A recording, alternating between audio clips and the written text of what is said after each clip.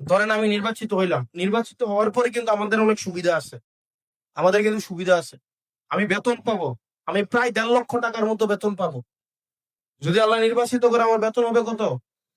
প্রায় 1.5 লক্ষ টাকা, 91-90 হাজার টাকা বেতন। বাসা ভাড়া, এটা সেটা, ঢাকা শহরে একটা বড় ফ্ল্যাট দিব। এগুলা কার কার কার টাকায়? জনগণের টাকায় না? এরপরে আরো সুবিধা দিবে। সুবিধা হচ্ছে এই যে গাড়ির, রাস্তায় গাড়ি আছে না, এই গাড়ির দাম ধরেন এটা 10 লাখ 12 লাখ টাকা, কিন্তু আপনি কিনতে যান এই গাড়ির দাম 50 লাখ টাকা। কারণ আপনাকে ট্যাক্স দিতে হয়। কি দিতে হয়? ট্যাক্স। কিন্তু এমপিরা গাড়ি কেনার সময় ট্যাক্স লাগে না। তারা কি তা করে জানেননি? ধরেন একটা গাড়ির দাম ধরেন 8 কোটি টাকা, V8 একটা গাড়ি মডেলের, গাড়িটার দাম কত? আপনি কিনতে যাবেন 8 কোটি টাকা লাগবে, কিন্তু আমি যদি এমপি হই আমার লাগবে 2 কোটি টাকা। আমি কি করব?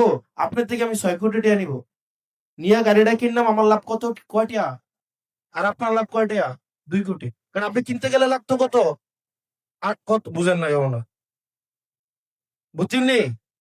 তার মানে আপনার 2 কোটি টাকা লাভ আর আমার 4 কোটি টাকা লাভ। বুঝছেন?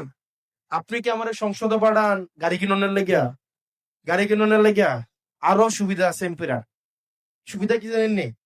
ধরেন এই যে রাস্তাঘাট হয় না, এগুলা ধরেন আমি এটা নিজে একটা কোম্পানি খুলতে পারবো, খুললিয়া এগুলার টেন্ডার আমি নিতে পারবো। আমি না নিলাম, আমার আব্বার নামে খুললাম, আমার চাচার নামে খুললাম, জেডার নামে খুললাম, খুললা আমি কাজ আইবো 100 কোটি টাকার, আগে নিজে রাখবো 60 কোটি টাকা, নিজের বাপের কোম্পানি দিয়ে করাবো বা দাদার কোম্পানি দিয়ে করাবো, করাইয়া ওই টাকা কই যাবে? নিজের ঘরে যাবে। আমার কি আপনি এমপি বানাইতেছেন নিজের নামে এই লাইসেন্স করানোর লাগিয়া? লাইসেন্স করানোর লাগিয়া নিজের নামে লাইসেন্স ডেবিট দ্বারা করছিনি? করছিনি? খোঁজ নিয়ে দেখেন করছিনি? আপনি কি চান আমি সরকার আইয়া নিজের নামে লাইসেন্স করি, কইরা নিজের নামে কাম করি? হ্যাঁ, নিজের নামে গাড়ি কিনি, এটা এলাকা নিয়ে বানাইতেছেন। অনেক সুবিধা আছে। ওই যে এমপি, আমি যে একটা এমপি, বিভিন্ন জায়গায় আমার অনেক সুযোগ সুবিধা দিবে, ব্যবসা করার ক্ষেত্রে আমি অনেক সুযোগ সুবিধা পাবো। এখন এই জিনিসগুলাকে আমরা বন্ধ করে দেবো ইনশাআল্লাহ।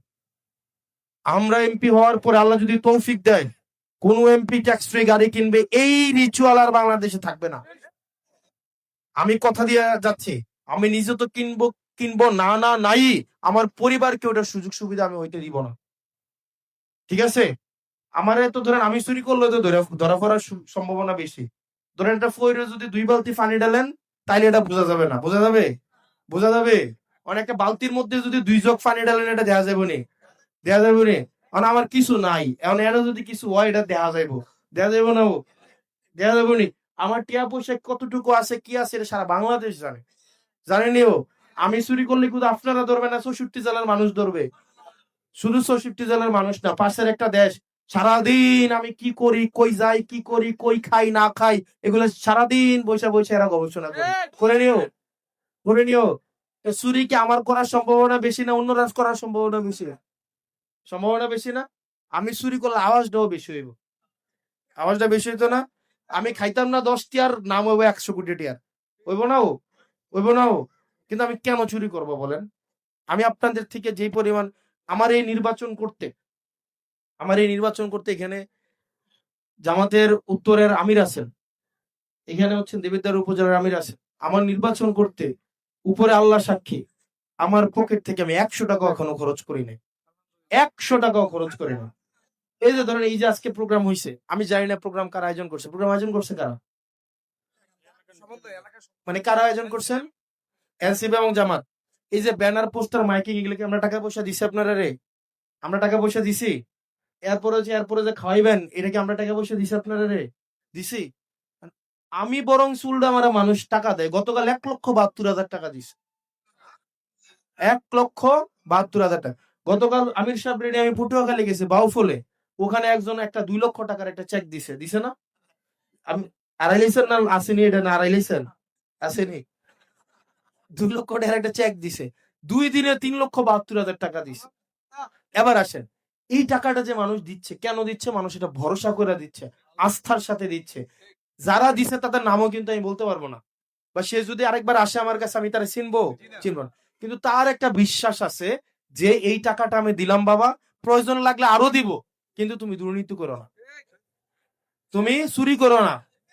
আমরা প্রতারিত হয়েছি আজকে 54 বছর ধরে, আর প্রতারিত হতে চাই না। টাকা লাগলে নির্বাচনের রাজনীতির আমরা দিব, জনগণ দিব, জনগণের টাকা দিয়ে জনগণের জন্য রাজনীতি করো। জনগণের জন্য রাজনীতি করার নামে রাস্তার ইট খুলে খাইয়া ফেলো না। নিজের বাপের নামে নিজের নামে কোম্পানি খুলে বসো না। জনগণের ব্যাংকের টাকাগুলো চুরি করে ফেলো না। জনগণের ব্যাংকের টাকা চুরি করে নিজের সন্তানকে বিদেশে রাখা পড়াশোনা করাইও না। আমার সন্তানের জন্য যে হসপিটালটা আছে, শিক্ষা ব্যবস্থাটা আছে, এটাকে ঠিক করে গড়ে তুলো। এইটাই তো নাকি? এটাই তো নাকি? এটাই তো নাকি? নাকি আর বেশি কিছু?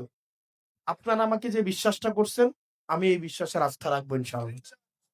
আমি বিশ্বাস করি, আমি যদি এখান থেকে অর্থের জন্য আমি ঠেকবো না। আমি বিশ্বাস করি এখন যদি আমি চাই যে নির্বাচন করতে আমার এত টাকা লাগবে, এই টাকা লাগবে, আমি ভাবছিলাম অনলাইনে টাকা তুলবো। আমি 31 লাখ টাকার মতো মনে হয় লাগে। আমার আমার 41 লাখ টাকা লাগবে লাগবে আমার অলমোস্ট টাকা উঠে গেছে। অলমোস্ট টাকা আমাকে যে পরিমাণ টাকা মানুষ দিছে, অলমোস্ট টাকা উঠে গেছে। আমি দেখি, হিসাব নিয়ে বসবো, বৈশা যে টাকা বাকি থাকবো আপনাদেরকে বলবো আমার এত টাকা বাকি আছে। আপনারা দিবেন না চাইলে? আপনারা দিবেন না চাইলে? জনগণের জন্য যেহেতু রাজনীতি করবো, আপনার জন্য যেহেতু সেবা করব, তো আপনারও তো কিছু দায়িত্ব আছে নাকি? ধরুন আমি যদি কর্মই করতে হয়, আলাদা চাকরি করতে হয়, আলাদা ব্যবসায়ী করতে হয়, তাহলে আমি রাজনীতিটা করব কখন? আপনি আমারে বুঝান। তার মানে আমার দায়িত্ব কে নিতে হবে? কে নিতে হবে? আপনাদেরকে। আর আপনাদের দায়িত্ব নিব কে? আমি। সিম্পল হিসাব, শর্টকাট, মানে সহজ না হিসাবটা?